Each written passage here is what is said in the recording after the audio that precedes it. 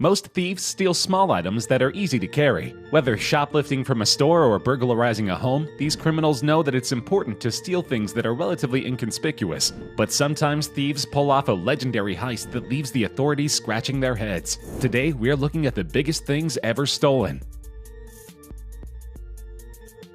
On May 25, 2003, a Boeing 727-223 aircraft, registered N844AA, took off from Quatro de Fevereiro Airport in Luanda, Angola. Not such an unusual event, except that nobody knew for certain who was at the controls. Clearance for takeoff was not requested or given. In effect, the Boeing had been stolen from under the noses of air traffic control. To this day, this remains one of the strangest unexplained mysteries in aviation. Neither the aircraft nor the two reported occupants on board at the time have been seen since. The story goes like this. The pilot and an engineer boarded the 727 around 5 p.m. local time. This was already atypical because it takes at least 3 people to fly the plane. Allegedly, there was another passenger on board, but this has been disputed. The plane then began making strange transmissions to air traffic control and swerving erratically around the tarmac. Without turning its lights on, the plane took off over the Atlantic Ocean and was never seen again. Unlike other airplane disappearances, no debris was ever found, prompting some to believe that the theft resulted in the sale of the airplane. To this day, conspiracies abound. Some say that the plane was stolen in order to pay for someone's ransom. Others think it was sighted in Conakry, Guinea, mere months after the disappearance, with a new paint job. A Florida man was arrested in 2012 for smuggling stolen dinosaur bones into the U.S. from Mongolia and China and selling them for up to $1.1 million, according to federal officials. At the New York auction, a lawyer working on behalf of the Mongolian government dialed up a judge and tried to stop the sale. Nearly 1,000 miles away in Florida, Eric Prokopi, the man who had obtained the bones from a Mongolian dealer and painstakingly prepared them for sale, paced the beach where he was celebrating his daughter's birthday. He was waiting for the auctioneer's hammer to finalize the sale and its consequences. Prokopi, who describes himself as a commercial paleontologist, put the skeleton up for sale in the U.S. with the Texas-based auction house. In his description of the skeleton, he wrote that the dinosaur ruled the food chain of the ancient floodplains that are today's Gobi Desert. He purchased the T-Rex, which is 80% complete, on the black market in Mongolia, and realized that he had something extremely valuable on his hands. Then he made the mistake of selling illegal goods in an extremely public setting. Lawyers in New York quickly noticed this mistake and pounced on him. It turns out that the bones had already been claimed by a group of potential buyers, including Nicolas Cage. The case only resulted in 3 months of prison for Prokopi. An old Japanese couple cared deeply for the collection of trees that were stolen from them in 2019. The couple took to social media to share detailed care instructions with the thieves they say stole 7 bonsai trees from them, including one tree over 400 years old. The miniature trees, reportedly taken from a garden in the prefecture of Saitama, north of Tokyo, last month, are collectively worth at least $165,000, according to CNN. The distraught owners say they were still hopeful their tree babies would be returned, but implored the thieves to take proper care of them. The raid is believed to be the work of professional bonsai thieves who knew exactly what they were looking for. She explained the 400-year-old stolen tree had been taken from a mountain centuries ago by her husband's family, who shrunk it to its current form of 1 meter tall and around 70 centimeters wide. "We treated these miniature trees like our children," she said. This heartbreaking tale is still unraveling. It seems that it would require a good Samaritan recognizing these trees on the black market to reunite these family treasures with their original owners. Until then, they simply hope that the thieves know how to care for these highly specialized plants.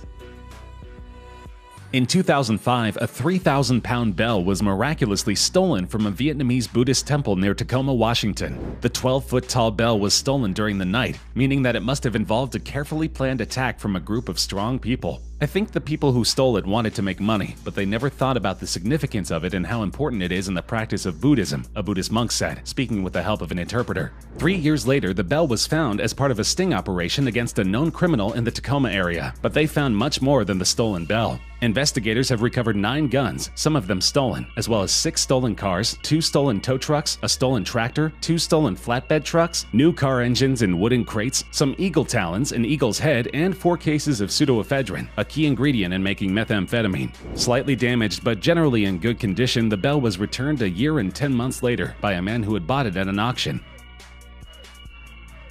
A church was left open to the elements after thieves stole 90% of the lead roof. They caused an estimated 225,000 pounds of damage at minimum after targeting the building in Bedfordshire, England. Parishioners began raising funds in 2018 for the work, as their insurance is only expected to pay out about £15,000. The latest crime comes as the rising price of metal has seen thefts from church roofs increase by a third over the past 2 years, with incidents now averaging 37 a month in Bedfordshire County. Jeff Hodson of All Saints Parochial Church Council said, "We are all pretty heartbroken and shattered, but to be honest, we are not 100% surprised, as we have been told there have been others in Derbyshire." Retractable bollards, which were fitted after oil thefts of 1,000 liters in 2012, stopped the vehicles from getting up to the church, but it appears that they lumped it out by hand. There must have been quite a few of them to get it all out. Area churches began replacing their lead roofs with less expensive steel ones in order to dissuade potential thieves from striking.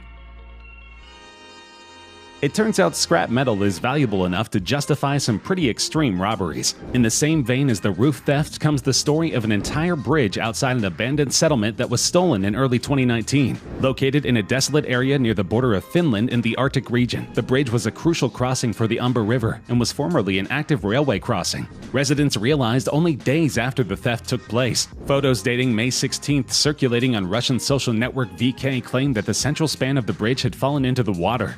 In aerial photos taken just 10 days later, there was no trace of the section or of any debris. "Natural phenomena could not bring down the bridge," wrote the VK page that initially posted the pictures. The page owners noted that a lower bridge nearby had remained intact. Even if you bring in an icebreaker, then it's strange that the lower road bridge nearby wasn't knocked over. The theft of material is estimated at $9,000. Scrap metal has long been attractive to thieves in Russia looking for money, according to the news outlet. There were fewer than 200 maritime pirate attacks in 2016, the lowest level in more than 20 years. Total global incidents declined nearly 22% from 2015 and nearly 60% from 2010, when Somali piracy captured the world's attention. But in 2017, Somali pirates captured headlines again for their brash thievery of an active oil tanker valued at more than $100 million. Both the size of the vessel and the distance from the coast where the hijackers struck is unprecedented, said Commander Jane Campbell, a spokeswoman for the U.S. Fifth Fleet based in Bahrain. It shows how quickly the pirates are adapting. A Somali pirate who said he was in touch with the armed men aboard the tanker said the amount of ransom to demand has not yet been decided. Bilal Hussein told the Associated Press that the armed men had locked most of the crew in one room and cut off communication lines. Their main concern now is a possible rescue attempt, so that's why all communications were cut off in the afternoon, he said. They have been sailing through the ocean in search for a foreign ship to hijack since yesterday morning and found this ship and boarded it, he said. Foreign fishermen destroyed their livelihoods and deprived them of proper fishing. Now, due to their poverty, they must resort to a life of crime.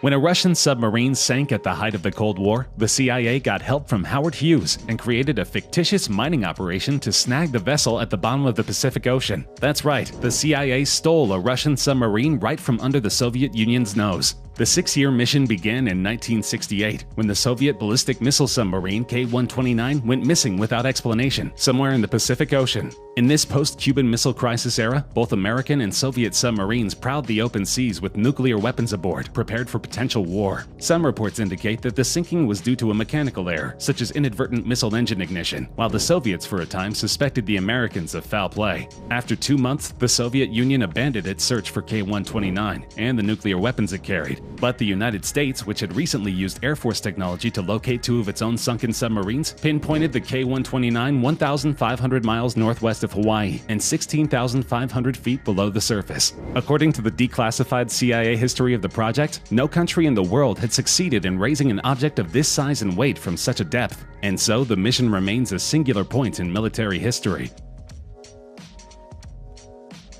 Greg De Silva is a performer from Benin in West Africa who holds the world record for the biggest egg hat in the world. This may seem like a strange distinction, but De Silva was extremely proud of this award until his beloved egg hat was stolen from him in Germany. Mr. De Silva was suffering from heat stroke while in the city of Halle when an egg snatcher made off with the hard-boiled hat. After he had recovered from his heat stroke, Mr. De Silva went to retrieve the hat from the hospital, but he was left incredulous when he found it was missing. The poor individual was counting on using the hat for a poetic performance later in the day. His legendary piece of headwear had more than 600 eggs in total.